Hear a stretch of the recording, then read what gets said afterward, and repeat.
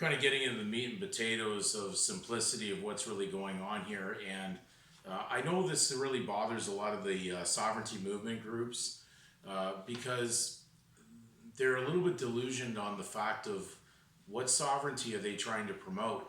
Are they trying to start their own sovereignty movement, their own territory, their own place? Or are they really there for the only real option that is contrary to what the legal state controls as sovereignty under evil, which is Satan, is the sovereignty under God, but it's not that you're your own sovereign. That's a total ridiculous concept since sovereignty requires subjects.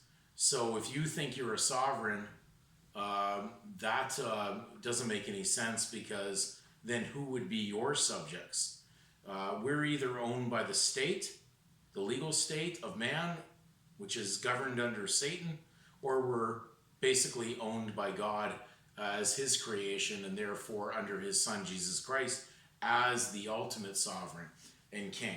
So when we look at the term agnomination, which is a fancy word from the Roman Empire of what is a legal surname, I'm going to go to the 1828 Noah Webster's Dictionary. And the 1828 Noah Webster's Dictionary defines agnomination as an additional name. We've dealt with that before. Remember, additions under Bouvier's law, 1856, can be claimed by none but assumed by anyone, which means there is a problem in the use of that name or that title. And agnomination is an additional name or title, a name added to another, as expressive of some act, achievement, etc., a surname. Then it goes into allusion of one word to another by sound. So you know that when you speak and you go to courts and you state if your name, therefore, we're going to use John Doe as an example, John being your God-given name, Doe being the surname or the legal state name, you merge them together. So there is what we call an illusion going on in the sound because we merge them together based on the fact that they're no longer existing on their own separately or distinguished. They've now merged together and now it's just a name, just means name. And that of course relates to the birth certificate that is used in most cases, which just has the term name, never says given name or surname. So when we go to the next word, which is, I know Webster's 1828 dictionary, it states the word allusion is a reference to something not explicitly mentioned, a hint, a suggestion, by which something is applied or understood to belong to that which is not mentioned, by means of some similitude which is perceived between them. So we have to remember that the birth record that the parents fill out, it is very important to understand that the given name shouldn't be on there because it's not got anything to do with the legal. It's private, it's from God, it has no origin with the legal system of man. It has been brought in to be used for such, but in reality, it's really off the record, not mentioned.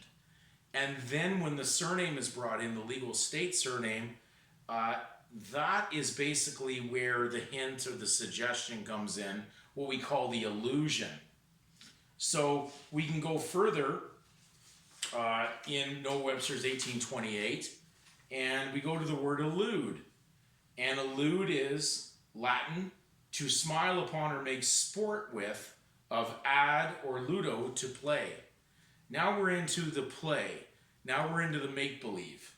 It says to refer to something not directly mentioned, to have reference, to hint at by remote suggestions, as that story alludes to a recent transaction. So it's just an illusion, but it has nothing to do with the reality.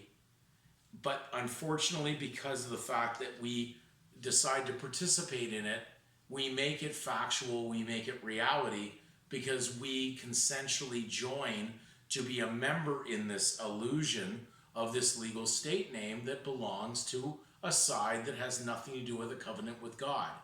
So it's difficult for people to get their heads around these definitions, but you got to take the time, do the research. If you have the opportunity now, a lot of the books that I have are available on PDF online now. So use it while it's there, because if you have an option to do the research that way, it may be a little bit less expensive than obtaining the books. I've been blessed over the years to have had these things either gifted to me or found them for very low cost, sometimes being thrown away in used bookstores or basic community centers that were just tossing things away because people didn't seem to want to be involved in collecting books anymore. They seem to want to be involved in actually electronic access to print. So basically, the American dictionary, the English language, Noah Webster's 1828, it is available online, as a lot of the dictionaries are. You have to be careful. I know that at times when I research some of these dictionaries online, there are sanitizing, which means they've taken away certain definitions and removed them, which at that point, it makes me always favor the physical book. So if you can find the physical book, please go and do that. And brothers and sisters work together. If you know a brother is in need and does not have the funds at the moment, under their circumstances, to maybe have access to the research material, help them out. Go and get that for them, because you are assisting your brother in spiritual progression to come out of this crazy legal Babylonian system and actually feel the salvation that comes from those that are under the sovereignty of God.